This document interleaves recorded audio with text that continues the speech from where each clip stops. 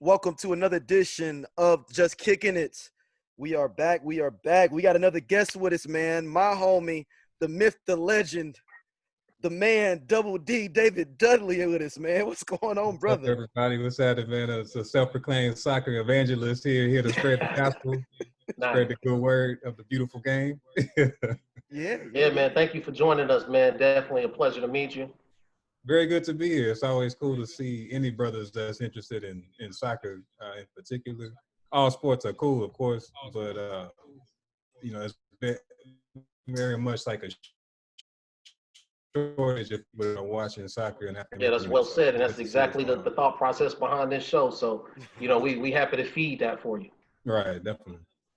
All right, this one is first. We have one email. This one is coming from B. Thomas. He says, I found you all show on YouTube the other day. This is some awesome shit y'all have popping here. I'm living in Dubai right now, but I'm actually from Philly. And it was good to see some other brothers talk about the soccer game. I myself am an Inter Milan fan, but did you all see the ESPN FIFA where they ranked all the different teams and put them together from every different league? Do you think that it was accurate the way that bracket played out and the way those groups played out, or was it just all rubbish? Shout out to you all. Y'all brothers keep really, really doing this. This is some awesome stuff y'all have once again. P. Thomas. Awesome, man. Thank you for the email, man. Definitely, we're gonna keep the content coming. Yeah. So I sent y'all the link. I don't know if did y'all see that already, that they was doing that with the FIFA? So they basically took an all-star team from every league and put every league against each other. I didn't catch the link on the first. So and they played the computer play. You know what I'm saying, on FIFA. Okay. Who came out on top? Right now. I think La Liga did.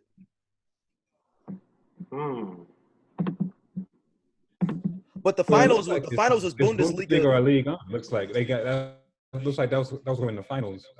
I'm guessing because the combo of Neymar and Mbappe. Oh, so it wasn't La Liga, it was La Ligue. Okay. Oh wow. Okay. Yeah, it looks like it was League On, All Stars versus the Bundesliga. Yeah, there's a Bundesliga.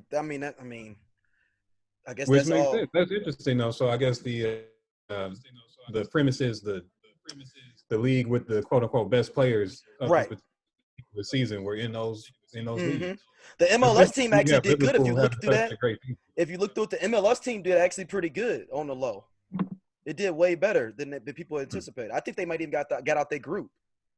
Yeah, I saw they also had the Mexican league on here. Yeah, they had every league on there. I think they had the CONMEBOL, MLS, Mexican League, La Liga, La Ligue, Serie A, English Premier, and I think maybe one of the Asian leagues.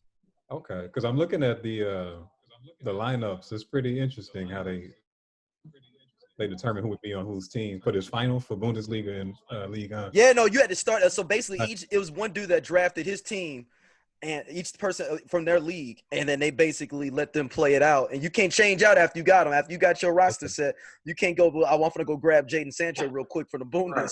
Like, if you didn't pick him in the beginning, you can't get him going forward. And it's a trip, man, looking at the Bundesliga squad. So Werner didn't even make it because of the way it is. So it's like Lewandowski, of course, got that spot. But they also had Erling Haaland was the other striker. So he made it. So Werner was left off. Kai Havertz and Sancho both made it, though. Of course. I mean, Sancho's all-star material, baby. But that's a we'll get to that later. I had to call Double D after our last show. He was like, he kind of agreed with y'all saying Jaden ain't an all-star yet. He did say that. Yeah. Right.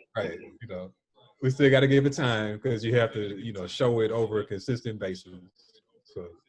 Well, I don't want to get going into that unless y'all really want to go there. You want to jump into that first, man? We don't have to go in the order on here. Do you want to just jump into your top 10 first, or you want to leave that? No, you started taking it there, but no, I was gonna say you want to save it for the end. Bracket seems really interesting. Yeah, I've been looking through it as y'all was kind of chopping it up, and yeah, really interesting. Yeah, That'd be actually something cool to actually do every year if they keep doing that. That's something kind of cool every year to do, to just, especially during quarantine. It was probably cats like, I'm watching these because they had them on live, I guess, on ESPN FC. Yeah. It kind of shows like how the talent is spread around the leagues a little bit. So that's pretty cool. Yeah. So yeah, man. Arsenal stole the Wolves spot in the FA Cup. Yeah, it was a good game. But like we were talking about, just because of this game, we have to mention this briefly. My man Pulisic, of course, got nicked up in that game. It ended up being a big factor because he couldn't finish. And that, of course, is the worry as a sidebar going forward with him, just as far as his durability. But the game itself was dope. The game was great. Yeah, it was a good watch. You know, I enjoyed it. You know what I mean? Definitely some good attacking play in the game. So, pretty good FA. I mean, did y'all really even care for the FA for real? Honestly, like, was it like, well, whatever, kind of at this point? To me, it's just a secondary trophy. You know what I mean? That lifting the Premier League trophy is what it's all about. Yeah, I mean, or a Champions League trophy. Right. I think it was looking at it for what team would have meant to more. Of course, it meant more to Arsenal because they're both first-year coaches, but with Arteta, he had a lot more going on. They didn't qualify for Champions League. The Arsenal was seen to have somewhat of an off year all around, and I think winning FA Cup for them, that was major. And it also helps them qualify for Europa. Yeah, they took the Wolves spot. They took Wolves spot by winning. That was big. So I think it was a big thing for them, particularly because player of the game, Aubameyang, man, he was balling out there, and now it looks like, hey, we might have some money to be able to hang on to this guy. So it was a huge thing. I think that's well said, man. Arsenal lifting a trophy, considering all the ups and downs they had, first-year coach in Arteta. That's a good point. You know, silverware is silverware. Because, I mean, they really have no chance and, winning the Premier League. And everybody says they had an off year. So. It's many miles away. So, I would agree with you from that perspective. And they play well, you know what I mean? But now the question does become, like, can you keep Aubameyang? I mean, because he's obviously the prize. Right. I mean, where does he go? Where does he go if he leaves Arsenal? Where does he even go? I think there's, other clubs where he could have a chance of winning. I mean, I think that he could be serviceable, even if it's overseas. I mean, could you see him at, going to France, doing the business for SPG? Right. Or PSG. Yeah. Could definitely be. I could see him going there because Mbappe, he's gonna go to Real Madrid, so that's gonna open up a spot for him. Oh, you think that's gonna happen? Maybe not this upcoming season, but sooner than later. Because PSG ain't got that money to keep him. Yeah. It's like that, and the fact that the expectation is Real Madrid is going to throw some ridiculous figure at them that they wouldn't be able to say no. And that's kind of what's happening with Aubameyang. He might not be able to go because no one may be able to afford him this offseason. So that factors in as well. If they can pay their release clause money, I don't know what it is, but. Another thing is his personality. He's like the OBJ, the Premier League. I mean, he's doing the gold Phantom Rolls Royce convertible and, just niggerish type shit. Right. Yeah. That's why I guess Premier League works for him because it's such a high profile league. So he probably doesn't stay there. Yeah. So, yeah. And that's what they were saying about I don't want to mention him yet, so we're gonna get to him later. But certain players that like that spotlight, the Premier League. That's kind of the thing. Certain clubs. I think with Chelsea too, with that game, I think it was a matter of Pulisic going down kind of took the life out of some of the game, and also their hard work was already kind of done. Getting to that fourth spot, I think they kind of wanted the FA Cup, but once they got that fourth spot, it was like I'm actually really pleased with my team's performance. We got just enough a slice of the pie just to get that taste for next year. Now we really got something to chase down. Like you said, securing that top 4 spot with the transfer issues, the very young team that we got. This has been a great year. You can't ask for more. I think this is really what Manchester United would have wanted to see. This sort of progression and Well, development. we did see that though. We did see that. What are you talking about? We beat you. We can't beat y'all in the table. The only thing that I can say that would be somewhat true to that remark would be the combination of how Chelsea's year went and also how their transfers have been going lately.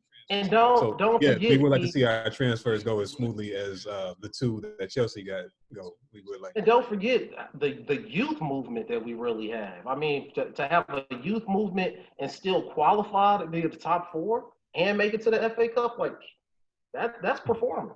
Oh no shade no shade for Chelsea in this regard. You know, it's just that y'all Somebody will like go to the table. Greenwood emerged for y'all, but you know that's okay. That's what I'm saying. Ain't no Everybody- Mason Greenwood out there. That's neither here nor there. I'm not even sold, man. I'm not. I haven't seen him to really do the business. What? Off both feet? I haven't seen it. I mean, I've seen. Do you know what foot he is? Do you know what foot he is? Do you know what foot he I know is? that he can use both feet. I already know. But I'm just saying, I haven't seen it consistently. I've seen flashes in the pan. You know, Okay, all right. a lot of hype. And he has to do it repetitively and consistently. I would agree with that. You know? Yeah, and time on the field. You know, y'all got a lot of players that play the same position. A whole lot of players. No, I mean, it's gonna be crazy, man. It's gonna be crazy coming up soon. So we got Man, so many prima donnas. do we? I Somebody mean, not it's getting only enough one. kick. It's Only gonna Pogba. explode, man. Only Pogba. He can be a cancer or a talisman. No, absolutely A not. cancer No. or a talisman. It depends on if he's motivated or not motivated. But he's motivated. He's motivated. He's an ultimate. He had to carry the team before. That's the problem. He had to carry the team It's like before, so now he doesn't have to. 9 months ago, wasn't he doing fireworks in his bathroom and then like going to Miami Heat games and stuff? That's why they got. I'm not saying that's because why they got rid of him, but that was a big friction between those two, and that was carrying over to the rest of the squad. Like, yeah, that wasn't all on Pogba. That nobody understood why Mourinho was riding him like that, even inside the locker room. So it was one of those deals. And when you have that supreme level talent like him, people tolerate for talent. You know what I mean? But yeah. And you're right. So the coach went. You're right. All right, MLS is a comeback, man. It's been pretty good so far with this. I guess it's just a tourney. Are they going to actually do a league after this, or is it just going to be this tourney that they're having? Yeah, my understanding is just this. Okay. You know, because I'm so happy to see that they actually doing so much better than what's going on in Major League Baseball, especially the hometown team, the Cardinals, man. Like they're really struggling every day. But yeah, MLS has done a pretty good job of this, man. And the product on the field, I've been very surprised. Is a high caliber, and you're seeing plenty of goals scored. So yeah. So does how will the I forgot what is it? It's the CONCACAF like club championship. How would that work out for the teams that get to qualify from MLS to go to the CONCACAF club challenge? Because that challenge of them goes to the FIFA club. So I know the winner of that gets to represent North America in the FIFA World Cup for clubs. So how does that gonna work for this? Since it's only like a quick tournament, maybe it's the top 4. I guess if you made the semifinals, you get to go. Or I'm not sure how they selecting that. I'm not even sure if they've even thought that far ahead, because are all the leagues even going? You know? Right. Yeah. Is it gonna even be one? You saying it may not even be a FIFA World Cup? That can be that way too. They may not be able like some of those smaller leagues, like it's the Costa Rican league going on right now. It's the Guatemalan league going on. I don't think so. Yeah, Plus, I think the main thing where MLS kind of this was a benefit for them was, I think, ratings. I think having this kind of a condensed format like this, and also because not many sports are on, and it's on ESPN, I think that ease of access is helping with ratings, which is a huge boon for MLS. And those night games too, having those nice night games. So it's when everybody's home, like it's just on in the background, whatever, but people are tuned in now. So that'll carry over, I guess, next year when we're seeing them get a little back more than normal, hopefully. Yeah, I think it's been a perfect storm brewing, these past few years. Even on the women's side in the U.S., the game has been growing. Then we hit coronavirus and everybody's stuck like Chuck in place, just fiending for some competition. and then we just getting baseball back, we just getting basketball back. So timing is everything, and like you said, MLS putting a good product out on the field. So now you got a lot of eyeballs on it. So man, I'm really happy to see that. It's only gonna grow the game. Think about how many kids it's impacting right now, and soccer actually is one of those games because you can kind of play and socially distance, you know? Right, exactly. So it, like you said, it works out really well with the timing, and then just even if it doesn't come to anything, the way David Beckham is at least making splashes in news as far as world soccer, just having these names linked with Inter Miami as far as Luis Suarez, Willian, I think Davi Silva got thrown out there as well. Just having those names linked with that squad is a big deal. All right. Yeah, no, that definitely is exciting. Miami, a prime market for that. Yeah, that Miami's trying to be like a powerhouse. like. And then did you catch that rumor? Your ex-player, Sanchez, the Chilean. Yeah, we're gonna talk about in the transfer news. Oh. I got some music for that section that I'll be I got music for that as well. Yeah, I got some music for that one. We got a celebration to happen later on during the transfer section. Yeah, I'm happy Miami getting that squad. That's another cool thing to do, and another reason to hit Miami. Like, shoot over here, catch this MLS game, and then you know what I mean. Kick it. And it's a natural fit because man, Florida. It's such a, well, especially South Florida, because Florida is pretty diverse regionally. But South Florida is such a cultural hotbed, and there's so many different people there, and that influx of people. That's a soccer hub. Like there in New Jersey, I think like around Cali, of course, is big out there. There's like certain places in the nation where having soccer be prominent is beneficial for the entire nation, and that's one of them. I think MLS has been missing that presence in Florida really since my boy Valderrama was playing. It's been that long since Florida was mutiny days. MLS, haven. So that's good that what Beck is doing. So Zlatan Ibrahimović is out here. I don't even know if if we need to see if he's on that juice. What we need to check this out and see what's going on here with his game right now. He probably got some of that cream, but that's it's in that spray. They put it in that spray bottle. They just put it on there and let it keep rolling. Valco at it again. Huh? Yeah, that's what I said. Valco to redid that game because he's a good 38, 39 right now, right? I heard he said he gonna play to like 41 or so. So. Oh wow. Yeah, man. Yeah. What it is, and this man, like just as a brief aside, like that's kind of the differences in some of the leagues. Like he can do that in Serie A because of the way that they play. Like it's a slower tempo and it's more about high technique. So that fits him perfectly. Whereas he couldn't come to like Chelsea or Man U right now because Premier League is all about that running gun, baby. It's all about up and down and hustling. He's not trying to do that right now. And his style of play from day one has always been that clinical finisher sort of, striker where he's never chased back. He's not going to press when the other team has the ball. He going to cherry pick. He going to cherry pick. If you get a jog out of him. He's not going to chase him while his team got the ball. He's not making no runs, nothing. That dude will be walking around. Yeah, some teams, they lose the ball and you want 2 or 3 players pressing. He's not one of those players. And they know what time it is. They already know that he can go try around. But once he get the ball, then magic happens, and it's cool. And they'll live with that. He does the business. Like talent, they'll put up with certain behaviors. Is he also trying to stay longer? Because didn't he have like a whole year where he was suspended? Like, so he has a whole year that was off his career, right? He's also like a physical specimen too, man. I mean, don't take that away.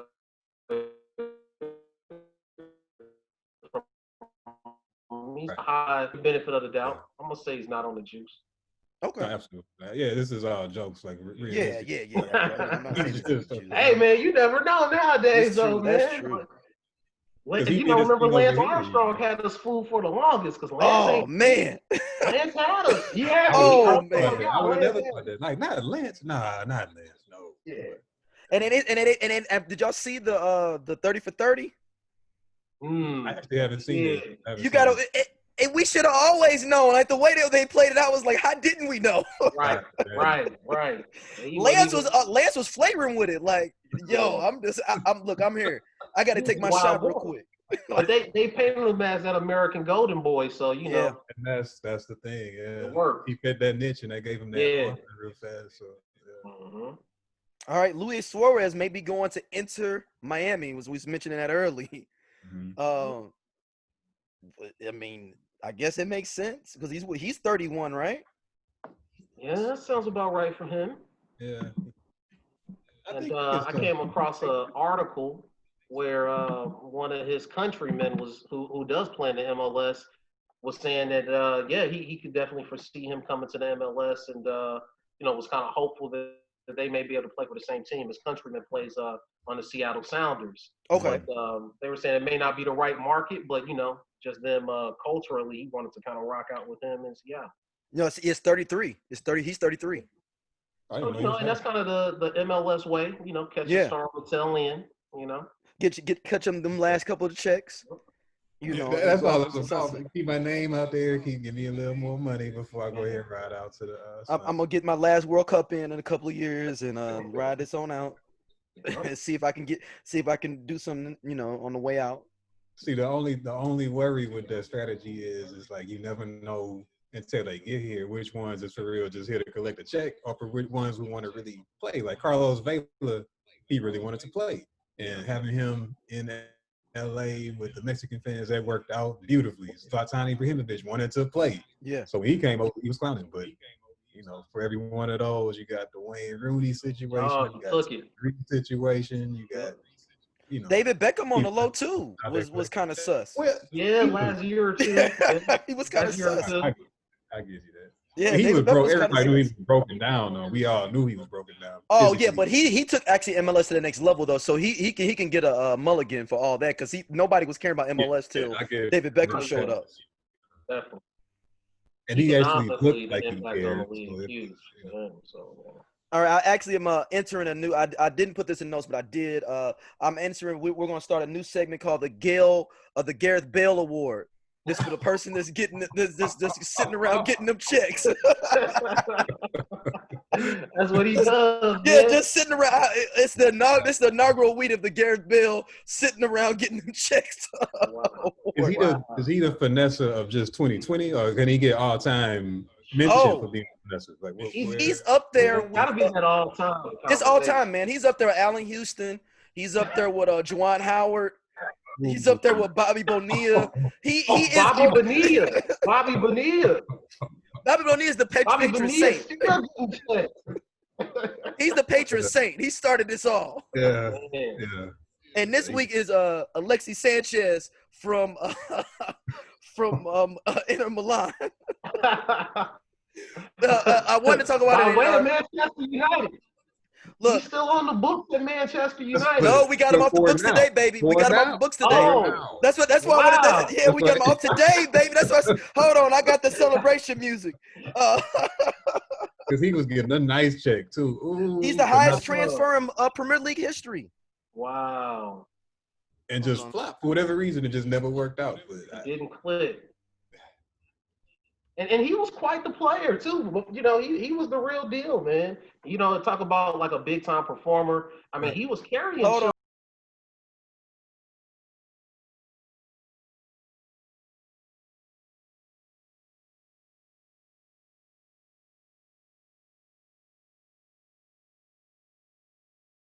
Yes. Get him off the books. Wow for that. Pop the champagne. Wow for that. That's 500,000 a week. 500,000 a week off the books. Man, it was like 50 million for wages are freed up now just off of getting that deal done. That's incredible, man. Yeah, he's off the books. That's the fun to free up Sancho, huh? Yeah, we can jump into transfer talk, man. What they wanted to do is it's not so much for that. I think they're trying to pay that dude Dean Henderson. So freeing up that money, they probably gonna, around, throw that at some extensions for certain players. Probably Pogba was one of them. Get him a new deal. Get him his check. Henderson a new deal. So we can go to transfer talk. The day news out of Sky Sports is saying that Jaden Sancho deal is imminently done. It's just it's going to be they're saying around 60 to 80 million plus incentives. Yeah, they were gonna get their paper. That's all it was about. Yeah, I mean, I think, at first it was about 120. They talking about yeah, 120 at and first. I was like, that that's was ridiculous. ridiculous. I was like, come Like, I on, can't do man, that. 120. Y'all 120 know they plus got tripping. incentives, y'all smoking. Come on, man, stop it. But they had to go ahead and start with that because it was basically the message that, man, I mean, we in not COVID, man. It's COVID race under right 100. now. Well, And the you thing know was, me, I hate to be. hold on, here we go. Here we go. But listen, it looks good. We've seen this before. We really have seen this before. That's true. And I want to talk to you about two main points. Okay. And the first one is, that Sancho was at Manchester City Yes. before going to Germany, right? Yep. And he really didn't do the business at Manchester City. And Pep basically looked at him like dead weight. He wasn't going to do the job for us. That's a highly talented, highly technical team with that really sort of, ultimate demanding coach, and he couldn't cut it there, right? So that's why they cut bait. And I agree that he has done extremely well in the Bundesliga, but we all know it's two different leagues, man. Yeah. It is right. two different leagues, style of play, speed of play. And I think that he's going to be in for a rude awakening. I think it's going to take a lot of time for him to settle. And not only that, now every time he plays his arch rivals, Manchester City, that's going to be a crazy emotional game for him. Those fans, the stress that comes along with it, assuming the fans are back after COVID, Right. that's going to be a major issue, man. So what do you think about that? You think he's going to settle immediately and do the business? Yeah, I mean, I think there's a high opportunity because of what we have around him. We're not putting everything on him like when we got Pogba, it was like, hey, ain't nobody here no more. Like, we got who do we have then? Kaku. It was a bunch of aging. We had a lot of aging people. Yeah. That was up there. So it was like, I bet, we thought we was gonna have a couple more cats. Just hold on for a minute. And Poe was getting upset. He was like, yo, 5 cats is on me constantly as soon as I touch the ball in midfield.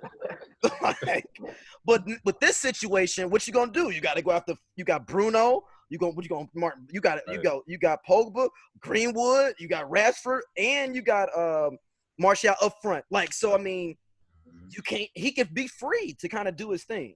Right. Yeah, I think, but that's a good point and a concern, of course, because sometimes, these signings don't necessarily go the way that they're supposed to on paper. It happens all the time.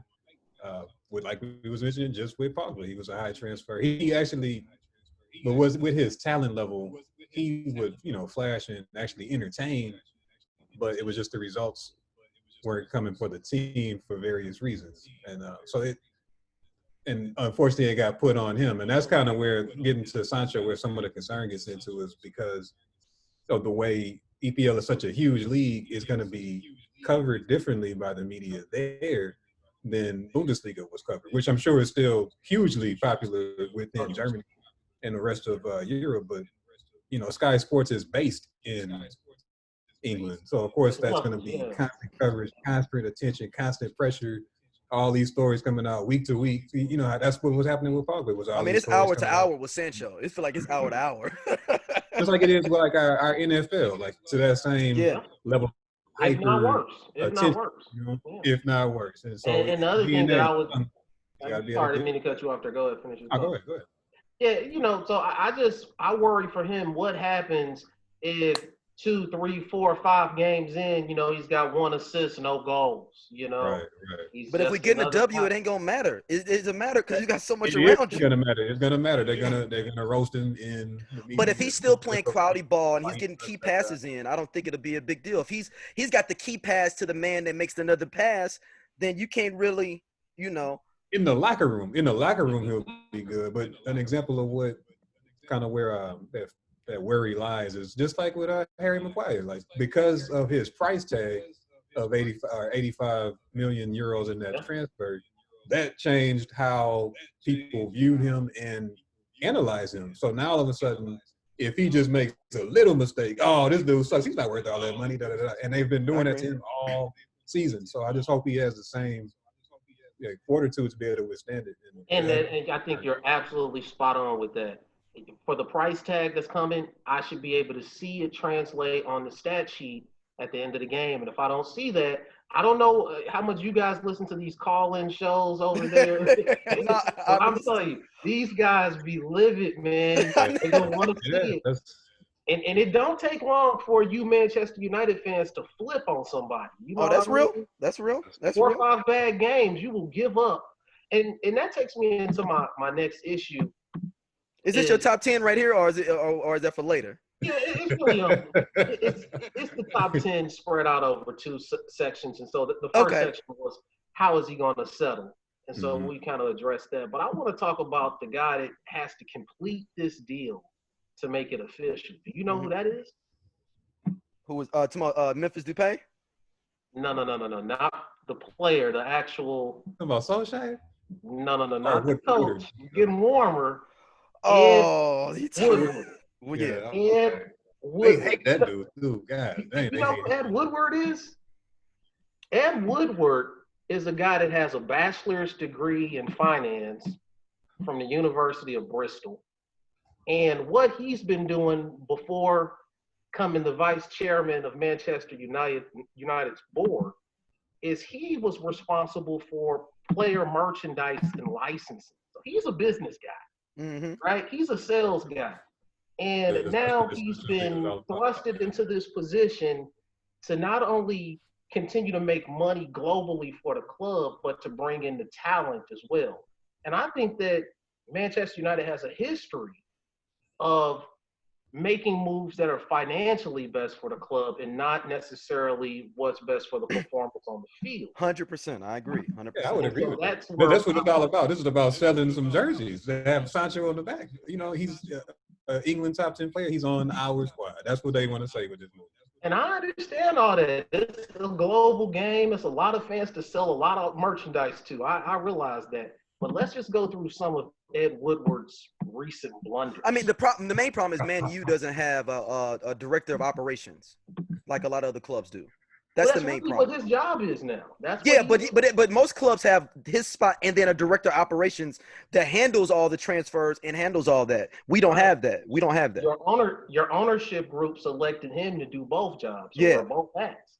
They tried it for a while to do it the other way, as far as because they had to try to get him up to speed, because he's coming from an American ideology for a sport that we, as in most Americans, not necessarily us having this conversation, don't follow or know about. So they were trying to use that whole this is going to be our consultant to help you with the decisions for soccer players. And then, as far as getting how much are they worth and who we should be getting. And that's unfortunately what led to them having that dysfunctional team where they had a lot of old people with some expensive contracts. Huge contract. Didn't work. So that was a big issue when they tried to do it that way. And we can't give that all on Woodward, though. You know what I'm saying? Like, that wasn't all on him. Hey, heavy is the crown. Heavy is the crown. I got to start at the head of the serpent. But I won't take up too much time. I want to run through just some of his blatant recent errors since 2013. All right. Sanchez. We can start out with our Gareth Bale Award winner this week. I kind of put the blunders in somewhat semi-order, just I thought it was a little bit more comical. So we have, remember old Moyes when he came in to replace Ferguson? Yeah. Then Louis van Gaal, the Dutchman. Remember he was gonna bring that 80s Dutch system, to the Premier League and dominate. That didn't really work out too long. Remember Angel Di Maria? He was the biggest thing coming from Paris Saint-Germain. Well, he lasted a year and a half and then shipped him straight on out of there. Schneiderlin actually was a decent piece of business. Y'all sold him for $25 million.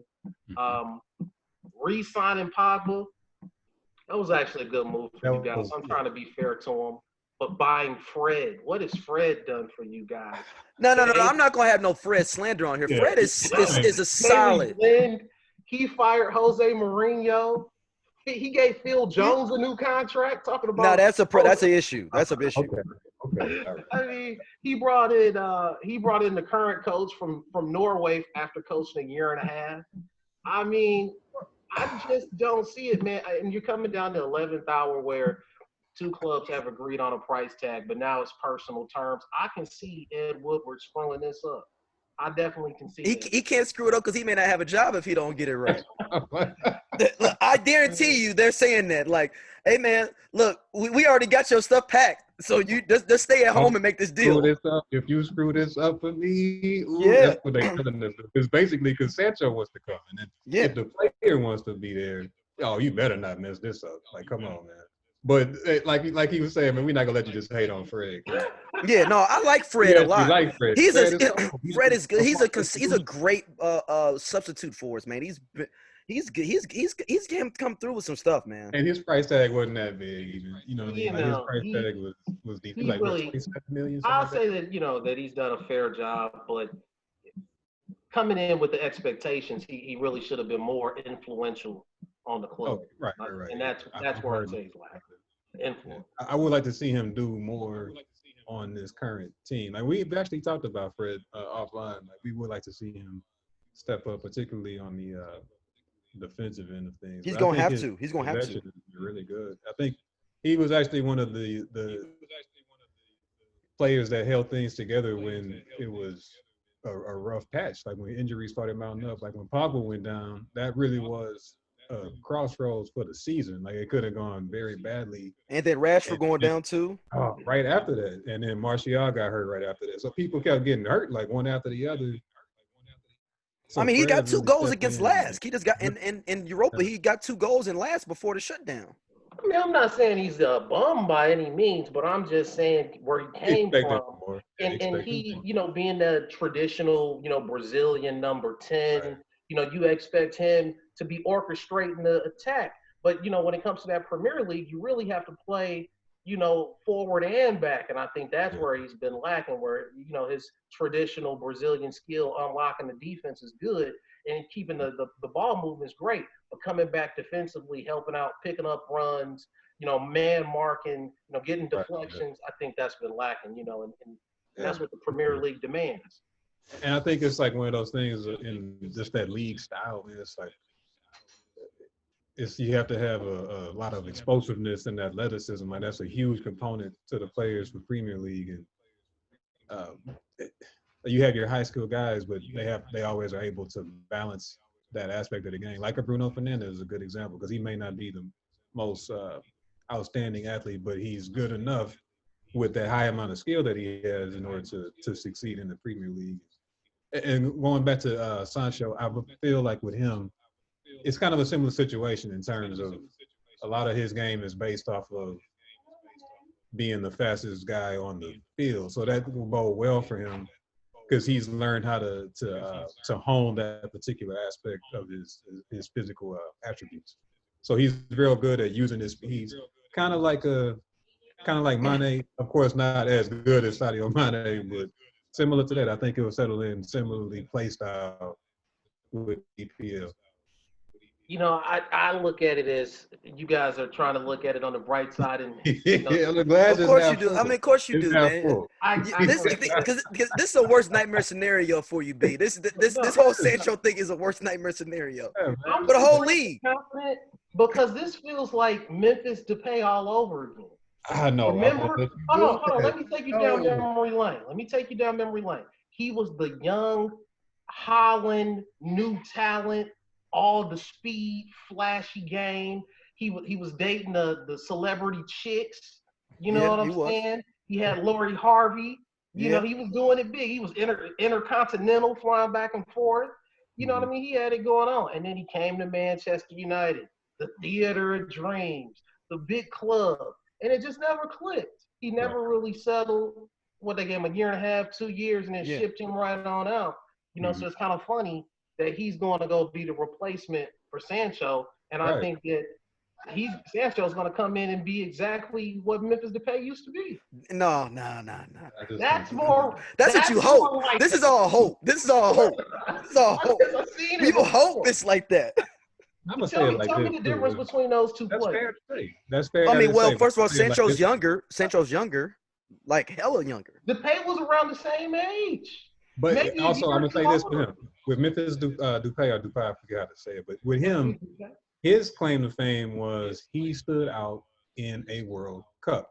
And standing out in the World Cup that raised his, you know what I'm Your saying, profile. and that's where he got that sort of status from. Whereas Sancho's been doing this for a year and a half, almost 2 full seasons, as far as consistently showing in Bundesliga that they're dependent on me. They built the team around him, so it wasn't just a tournament.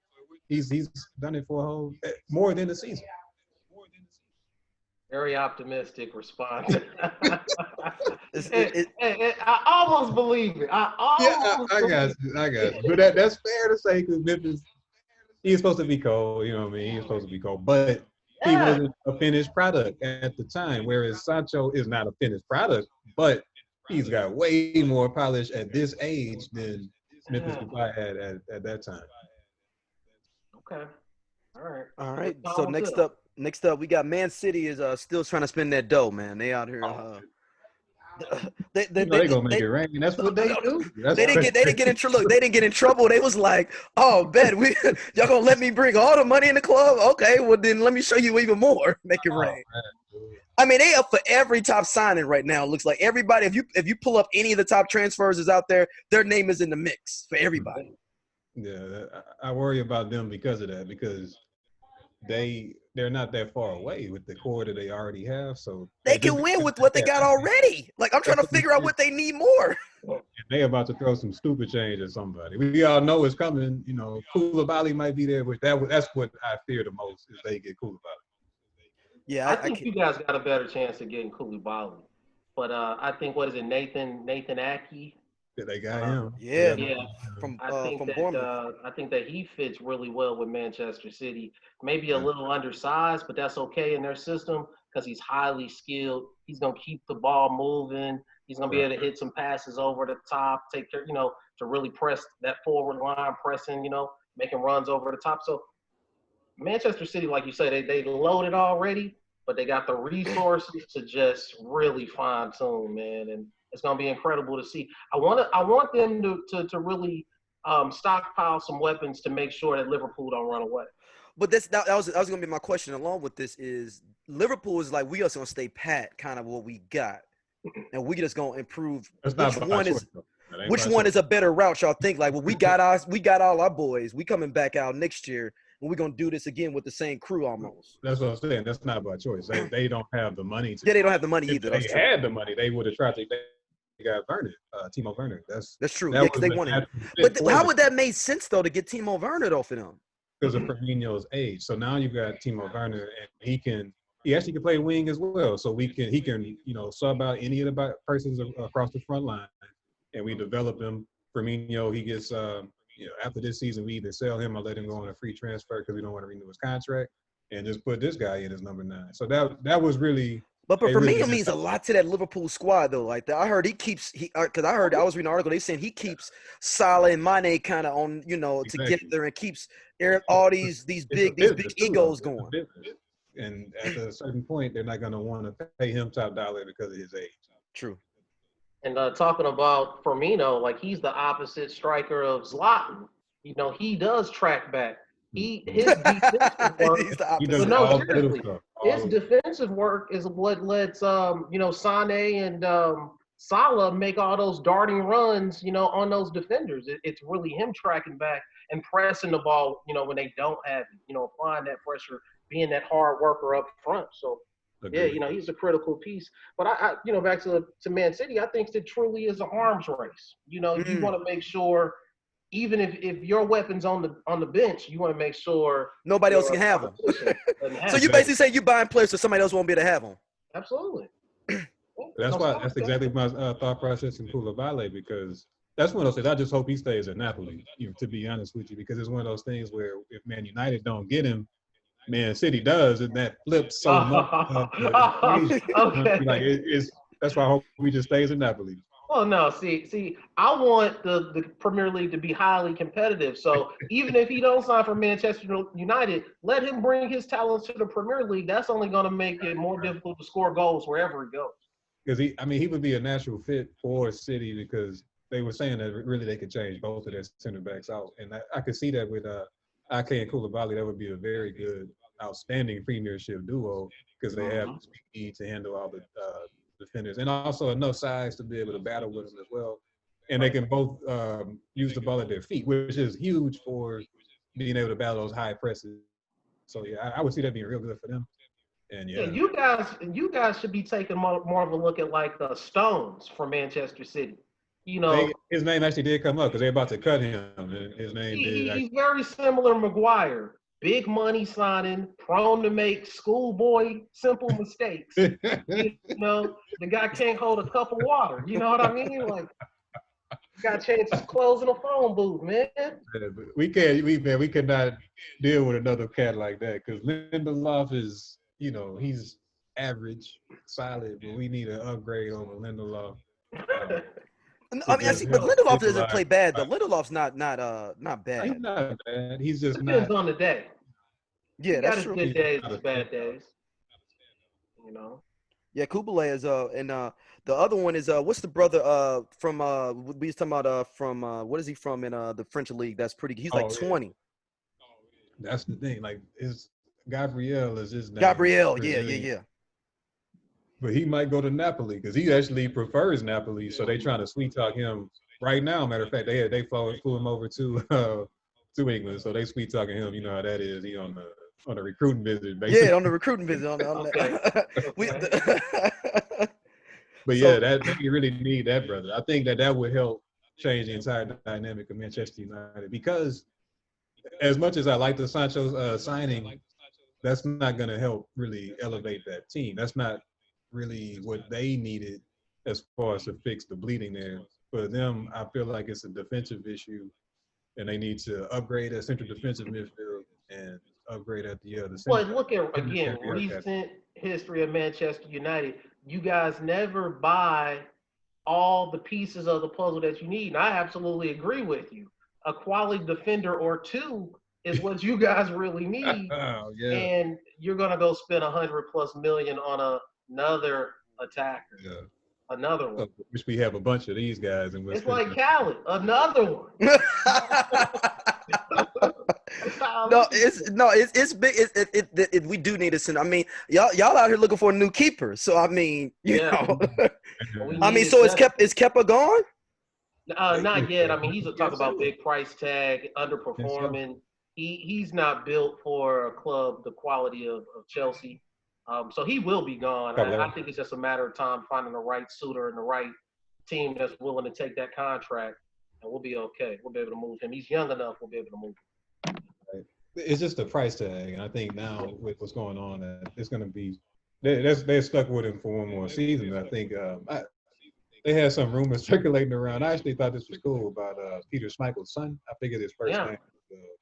He was in some rumors for Manchester United because they were tired of De Gea, but I feel like that's going to be a similar situation to where. But we got Henderson, man. De Gea is going to be. Get rid of De Gea. They got we are. I mean, I'd ship. If we really would have a celebration, we could ship him out too and get him off the books too. We might. I might have to play "Victory" by Biggie and Puffy if that go down. That's a lot of wishful thinking, my guy. That's a lot. No. One more season. I think he's going to be there one more season. Where I think it's the same thing with Kepka. He's going to have to be there one more year, and it's going to be the drama of the year. You know, I'm hopeful we can move him, man, because he's young. You know, so it might need to be. But nobody's got the money. Nobody's got that paper right now. I could see a swap at Barcelona for what was it, Martin versus Stanger? Oh no, they're not getting rid of him. Okay, I mean, Ter Stegen. I mean, that was a rumor that they were trying to got this Ter Stegen. That's the kind of move. But even the Schmeichel Jr. who was at Leicester City, he could come in and do a job for us for a year. Absolutely. Just a year, you know. Yeah. And I think that's probably looking at somebody like that is what teams will try to do for a stop. And then that's a good backup plan. That's a real good backup plan. Mm-hmm. Yeah, so it'd be hard to move Kepka though. We was talking about Barcelona with Ter Stegen. What does Barcelona even do now? Do they just say we're just gonna rebuild and just blow this whole thing up? And I mean, I guess they're at a crossroads right now. Like this is what they. Just as a quick little story about one of my favorite players, and also why I'm not necessarily as big of a Messi fan as everyone else, even though he is the all-time great. you look at what was going on when he was coming up as a young player. When he was coming up as a young guy, he was identified as being the future of this team, and was coming into a team that was already performing well and was built around one Ronaldinho. You know what I'm saying? One of the biggest stars of all time. So that allowed him to develop. And then once it was time, now we can give the reins to you. Whereas now they don't have that succession plan. I guess Fauci might be the one that they're thinking, but it doesn't seem like it. They're not projecting him forward the way that they did a young Messi. So I don't think they have a direction for what they want to do. And they're at a real crossroads. They got to think of something. Yeah, no, I think that's a pretty good assessment. I think what's really changed and put them in the situation now is at the top, the ability to scout and find a young gem very early on. And I think me and Daryl, we talked about this before. Like when they identified Messi, he had some kind of major health issue, and Right. Barcelona said, "Don't even worry about it. We'll pick up the tab because we know once you beat that, you're gonna, really come over here and do the business." And that's exactly Right. what happened, and that's why he has the amount of loyalty that he has to this day. But I think their technical director, their whole scouting system has changed, and they've swung and missed on a few, like the other young Brazilian, Malcolm. They bought and sold him. Mm-hmm. He was a youngster that was supposed to be the next best thing. And Arthur. Yeah, Arthur, Coutinho, even Coutinho Yeah. really came over there and was Dembele. that was another huge A swing. lot of cats. And even they're not necessarily Griezmann too on the low. Griezmann on the low too. not really pleased with him, thinking he doesn't necessarily fit. I think what it is, man, like I think De Jong is the only one that they've really identified as far as being part of a definite solution. I think the guy that Fauci kid, I haven't really seen him, and I'm thinking that's just more potential and hope. Whereas De Jong is a lot more of a sure thing, but they don't know what that 16-year-old kid is going to be. Yeah, because we talked about it last week. I think they're losing 8 players already, like guaranteed, like Vidal and a couple other people automatically are gone. Yeah. A lot of people, man. And I think, you know what, they never really got over the fact of how that Neymar situation went as well. Yeah. For whatever reason, it seems like that's really haunted them. And that's a good point because Neymar really was supposed to be the future main building block, and everything to bridge the gap, gap to go over from Messi on to him. Exactly. So what happened? So can y'all break down me and the listeners too? Like, so what happened with the Neymar thing that kind of got him over to PSG instead of staying in Barcelona? Neymar happened to Neymar. Okay. Okay. Neymar is one of those cats where the money did change him. I think that's the angle that I would go. His dad was or that was always his aim. Even that was always his aim, maybe. And his family's aim too. They were like, look, this is a business, and having a good time and making some friendships, that's all fine and dandy. But we strictly in it for this paper because they were suffering over there in Brazil. They had it rough in the favelas. It was real, and he came that even helped them steal the tax money. Remember they had the tax case? Yeah. And that was really the trigger point is when they was coming down on his dad for stealing money that he really said it's time to get out of Spain and get away from that tax situation. Yeah. I think the big money bags in Paris came calling, and so it was an easy exit stage left and even get more cash, which is what motivated him, and more reign of the leash where, he could shoot back to Brazil whenever he want on the PJ, come to the US and be a celebrity over here. And, then he got the Nike money on top of that. So, yeah, what you think, my brother? I agree with that. It was always a money play for him. And it always seemed like they I think that was before Leonardo was there. I forget who the director was at the time, but it just seemed like that they whispered in PSG's ear and heard that they would pay XYZ for him and give him XYZ in the contract, and was like, hey, I'm not committed to Barcelona like that. Come on, let's make it happen. And then, so why didn't Barcelona just roll out that paper for him? If they wanted to really keep him, why didn't they just roll out the paper for him? I think that's where it came back to the loyalty issue, where it's like you got a contract, honor the contract. Yeah. And he was telling them he wasn't going to sign an extension because he forced his way out. Yeah, he was going to leave for free if they didn't sell him at. That's what it was too. He had threatened to take off, and that's what took him off guard. They were like, "What the hell are you talking about? Let's get this extension done. Look at what we're building here." He was like, these trophies are cool, but I'm trying to get my bank account to be my trophy. You know what I'm saying? That's why he was trying to come back too. Like he got to PSG, and then everything was going off, and he had leverage because Barcelona was struggling on the field. Hey, by the way, I'll come back. Just pay this other $200 million again and get me back. That's what they got. Barcelona flipping them birds out there. But they got mad. I think the other thing that really empowered him is the timing of the Nike money. Because the Nike money hit right in this contract situation and negotiation was going on, where it was like he got the Nike bag and it was like, it really don't matter no more. I'm already filthy rotten. You know what I mean? So like now I lay my head where I want to lay my head, you know?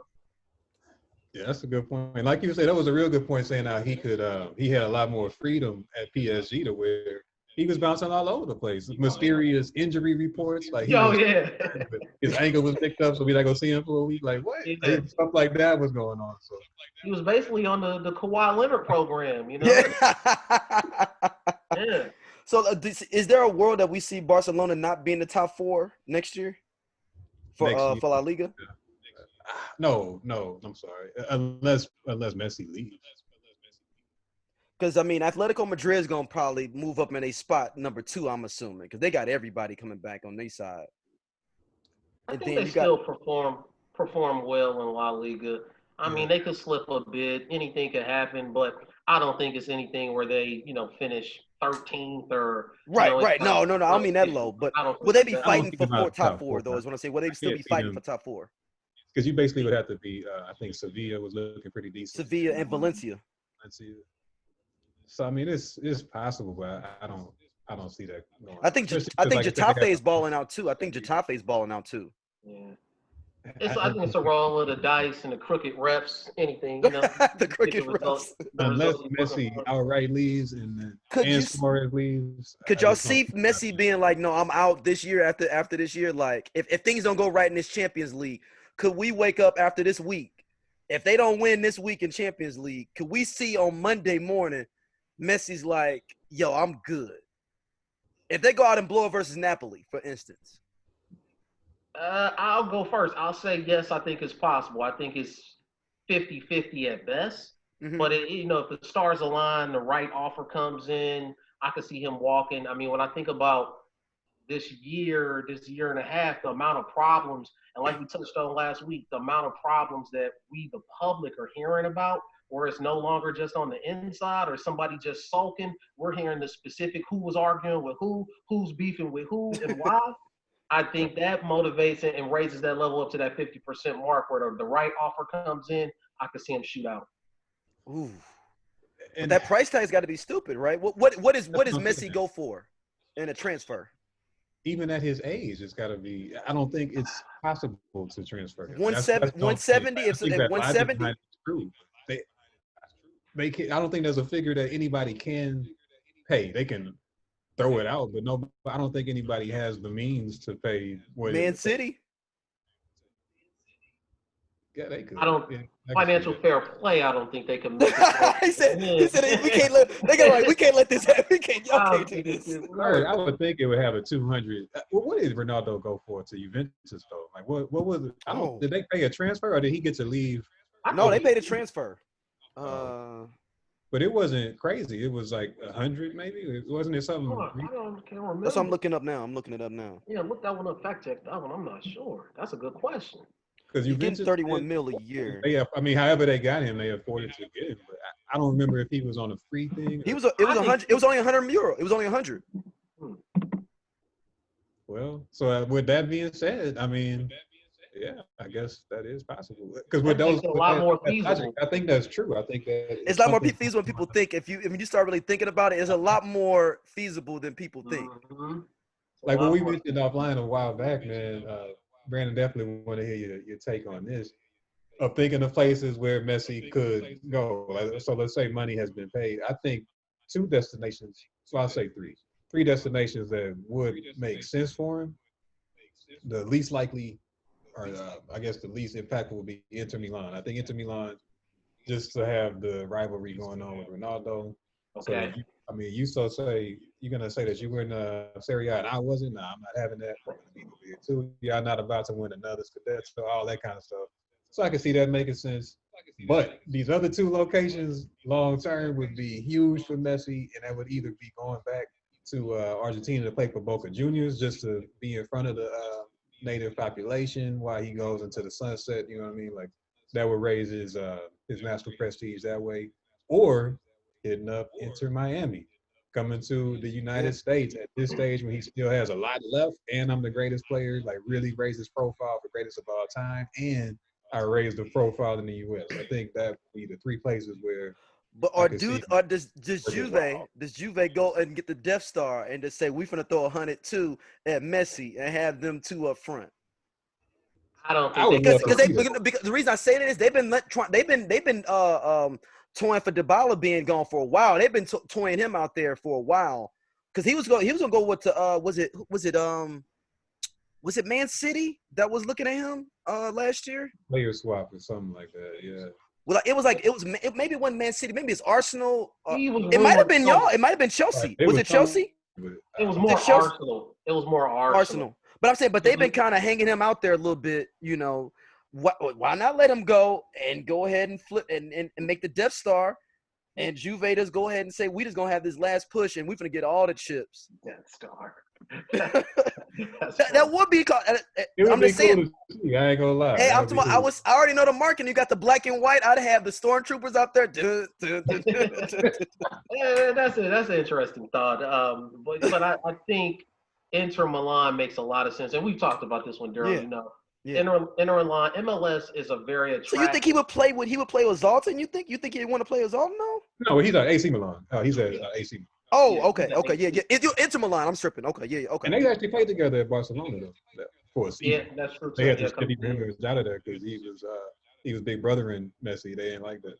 Yeah, but I can see that, and I throw in two other places that might seem far fetched, but it just really depends on I think where Messi's head's at right now. But China has super deep pockets, and that might sound crazy, but we've seen some other players go over there in just a year or two, and just for some silly money. You know what I mean? Just for some silly money. And also similarly for why he would come to the U.S. I could see China. Yeah, and I think in the U.S., you know, the money bags aren't quite as deep, but I think you can put together a package. And this is what we talked about before, Daryl, where there's a huge marketing campaign. You know, there's the whole Hispanic Latin community down there where that's its own dollar signs within itself. But then just think about all Messi's family, all the different businesses that they could have in the U.S. That's huge. You know what I mean? Like now it's not just about you being filthy rotten, but you're taking care of generations in the U.S. And getting that U.S. paper. Yeah, that's substantial, I think. So I would say the U.S. Is the best fit for him overall. But I wouldn't mind like to see him in that Ronaldo rivalry continue in the Serie A. I think that'd be a good watch. And I mean, I guess then they both can. Is Ronaldo looking at Serie A? I mean, you all brought up how Zlatan is looking at it, where it's slower. Is that something that you think Ronaldo's looking at as well? Like, I can just post up and kind of do my thing, and not have to really be running up and down. I would say absolutely. I think that was part of the thought process, and not in a bad way. Because just for anyone watching, like when I say that's not as a criticism when I say it's slower, because I actually personally prefer to watch Serie A to Premier League, but it just depends on what your personal preference is and what you like. But yeah, I think that is something that he thought about, not only the style of that league, but also he was able to go to a prestigious team because Juventus. Yeah, that's one of I say the top four all time in all of European football. If you would say Inter Milan, them, Real Madrid, and whoever you consider to be the fourth, if not Barcelona. But you know what I'm saying? Like Juventus is one of the greatest teams. So I think it was those two things we looked at and decided to make that decision. Similarly, if Messi would as well. Like, man, I don't have my legs like I used to, but I still want to play. That's to say with Messi. Is that part of the reason Messi would Inter Milan? That's why they kind of do. They got the money for it though. Does Inter Milan have the bag? That's harder to really answer. I think that's they was trying to skip.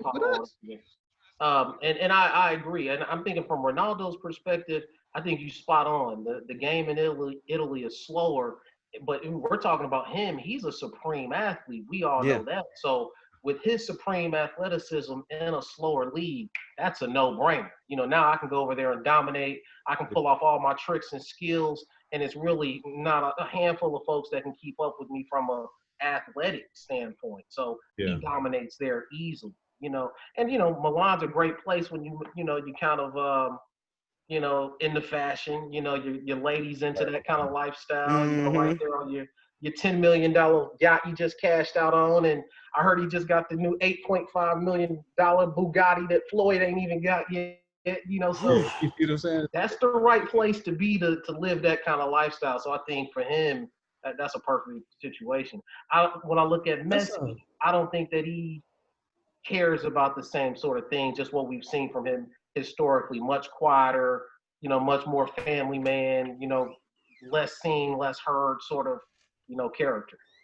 No, yeah. I think that what you were saying about lifestyle, I think that's a great point, because they make decisions like that, especially now because I think they have kids now and all that type of thing. Yeah. So that probably will be something he thinks about. And there's a lot of tie-in with particularly Spain, Portugal, and Italy, and those South American countries as far as culturally. Being Argentinian, they have a lot of Italian ties, so I could see culturally to embrace that as well. So I could see that. To your other point, definitely I see him going back to Boca late to hang him up. He goes back to Boca for sure. Just to do it, because I haven't played in front of y'all for so many years. Let me go ahead and just give y'all a show. And talk about huge rivalries. I mean, that's incredible. So I think he definitely has to see that again before it's all said and done, for sure. And so we basically looking at Roy Jones versus Mike Tyson in Serie A. If he goes there, like, this is gonna be the final showdowns at the end of our careers to see what can happen. Basically, because you already know I'm not really doing no running out here. That was cool. I remember with Maradona, man, when he was retiring, that was was fortunate enough to see him play with Boca Juniors in live. Actually, not in person, of course, but on TV. And it was cool, man. It was like every game was like a spectacle, so to speak. It was just about what kind of magic and tricks is he going to do for us today. It was cool. Yeah, the native son returning home. That's a good way to wrap up a spectacular career. Sure. All right, finally, fellas, Champions League is this week. That's our last topic of the day. Champions League and the Europa League starts Wednesday. Chelsea, how much of this bloodbath going to be against Bayern Munich? Oh, don't do it like that. Wow. Like you gonna start it off? Yeah, no, I'm just saying it's already a bloodbath. It's like throw in the goddamn towel. Wow, man. What's the count? Every week I think it's 4-0. I think it's 4-0, right? Listen, man. Every week I think you've reached the ultimate low in some way. You just keep pushing the bar down. Listen, man, we're growing pains from my club. I think we're exactly on track timing-wise where we need to be. So I'm not expecting us to make, any huge waves. But Champions League is looking real exciting, man. Hey, did we run through the picks from last week? Yeah, but we got to redo them with these injuries real quick. We going to run through them real quick because all the injuries has happened. So I'm pulling them up to bracket up now real quick. All right, so we got fixtures. All right. This the picks for the Champions League showdown? Yeah, Champions League. So So Friday we got Juventus versus Lyon. It's right now Lyon is up 1-0. Are they up? Wow. I think Juventus goes back to now. Yeah. Yeah, I gotta go with Juventus on that one as well. All right, we got Man City versus Real Madrid. This is actually going to be one of the only actually, you know what? No, they're actually playing some of these games not in Portugal or whatever, where they was originally supposed to be playing. So this the Juventus game is at Juventus too. So the Man City game is in Man City versus Real Madrid. Man City's up 2-1. These both on Friday. I think Man City can pull that one out. Man, I think that's a toss of the dice, but yeah, it's gonna be that's the game of the week. Yeah. I'm gonna go Man City. Gut says Man City, man. They're at home is why I want to ride with them. All right, in Munich, we have the throw in a damn towel match. Bayern versus Chelsea. Ah, 3-0 right now. Aggregate right now. you're a funny guy, man. Anything can happen, man. I see a 1-1 tie. But I mean, y'all still not going through That's is not the whole good. point. Yeah. Next year, baby. Next year. So is Pulisic out for this game? I'm not sure what his status is. That hammy looked like it was. Yeah, I wouldn't risk him. You said you ain't gonna even roll him out there, huh? No. Next year's too huge. We And it just want comes to up so develop this quick. year. It starts September 12th is when the next year starts. Yeah. Yeah. And then the last game of the quarter of the round of 16 is Barcelona versus Napoli. It's 1-1. This is in Barcelona. Barca easy. I'm gonna go with Napoli in this one, man. I think Napoli actually they've been playing really well lately. I think Immobile, he's been winning that golden shoe. Congratulations to him and him reaching that 36 goals. He's been in good form. I think that they'll come in looking good. I think Napoli gets that one. Okay. All right, we got the Europa League. They'll have to score 2 goals there, basically. Yeah. Because Barcelona's at home. Barcelona's at home, yeah. They got to score 2 to have more away goals. Okay, I'll give them a shot at Because right now, if right now it would be Barcelona if it drew because the away goals. Yeah, because the away goals. So yeah, they got to score 2 or beat them 1-0. So yeah, I like their chances in advancing. We got the Europa League, which I also call the Manchester United Invitational.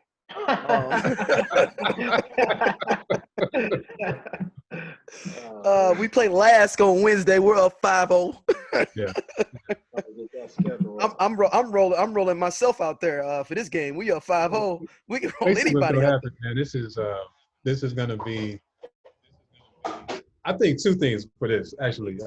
First off, we're about to win this tournament, like you said. Yeah, it's the Manchester United Invitation. This game is going to be It's going to be about Jesse Lingard and I think to an extent Daniel James, because I think both of those players. This is going to be about a showcase for next year, and I think this is, and to an extent Fred. I think this is really about those 3 guys, about showing something in this next game. Yeah, and also in this bracket still left is still Inter Milan is still in there, that's going to be our best competition, I think. Sevilla and Roma too.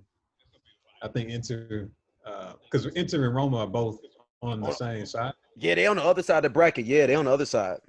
I think Inter makes it out, and that's going to be the final. Which that's going to be the drama is because they can't have Sanchez, but they'll have Lukaku out there, and he hates. Well, no, I think they will have Sanchez because he was already on the squad, right? But the way something about the dates, you can't play your old team. That's right. If you were on loan, you can't play your old team exactly. If you're on loan. Exactly. Yeah, so then we could be playing Wolves maybe in the semifinals as well, and Leverkusen is on our side of the bracket, which is a good team too. Okay. Yeah, this is set up for you guys to win this easily. Yeah, that's why it's the Manchester United Invitational. Yeah, This is like when we was an undergrad though, Double D, and it was like the Iowa State the Cyclone Invitational. We play like Iona. I can see y'all slipping up though. I mean, and that's why. Yeah, if we don't roll nobody out there, if we rolling out 4th team members, we're gonna treat this like this is our training camp. You know what I'm saying? Definitely a training camp. That's what they about to treat it like. Yeah, what do we need this for? Well, that's the Manchester United way. Yeah. That's your way, man. Easy street. So yeah. Like Juan Bissaka probably you're not gonna see him out there. They not about to put that man out there. No, Pogba. Bissaka need to chill. Now Pogba plays. Bruno Fernandes will play. He will play, but Pogba ain't gonna be out there. He'll come out if we play Inter Milan. If we play Inter Milan, though, everybody will play. When we play Inter Milan, they'll all be out there for that. Then the usual suspects will be out there. So I mean, Double D, man, thank you for coming on, man. My Manchester United brethren, we had a lot of hate, coming for the squad here. He really hates us. He really hates to see that we coming back shining too. I think this makes it even worse because it's like, oh, they really got hope now. Like before, our momentum is on the uptick, man. The Man U momentum is looking really good, and this is the worst nightmare. That's what's so promising. Yeah, man, listen, I definitely appreciate you joining the show, man. Yeah, thanks for having me. Appreciate that. A lot of insight, and even though You support who you support, man. I'm still rocking with you. You made a lot of sense on this podcast, and I appreciate you at least trying to rein in D. Frierson, man, because that's a tall order within itself, man. I'm a realist, man. I'm a realist when it comes to this. I'm a realist, baby. I'm a realist. Double D, where can I hit you up online, man? Yes, man. Anytime you want to send me an email, because I try to get something going as well, get some announcements for the soccer gospel out. Email me, sefubenu@gmail.com. That's SEFUBENU@gmail.com. Also, same for Instagram, sefubenu. Just hit me up, follow me, and start getting some content about this soccer gospel out there. Yeah. What about B? Where can I hit you up at? Yeah, man, at Phoenix Piff on Twitter, man. Definitely. Let's talk about it. Hit me up. All right, y'all. Thank y'all as always. I know it's going to be a lot of people talking to this week about these Champions League games, the throwing the towel match that's coming out where, they got the Byron is finna come out here and let's end with this. Ed Woodward can still sink this ship. Next week I'll have a new song next week. Every week because Manchester United, we're rolling so much. I'm going to keep that as a new thing every week. We'll be playing a new celebration song because something's going to be happening good for us every week. It's the victory tour. It's the victory tour, yes. Hey, man, don't. And look, it's like Mortimer, we back. Like a couple yeah, man, we can flip this. We can flip. We've seen guys fail the physical, fly in. We're here live at Manchester United Practice Center. He's been spotted in the back of the Range Rover, Oh, he fell. Oh, he got a broken tibia. His medical report didn't come back.